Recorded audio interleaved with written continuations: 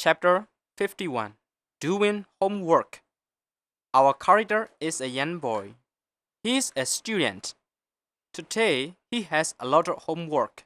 His books, papers, and pencils are ready. He sits down to study the lessons. He opens the book. At this time, he feels hungry. So he goes and takes an apple. And then he goes back to his homework. Then his favorite program is on. So he goes to watch TV. The TV program is over. So he goes back to his homework.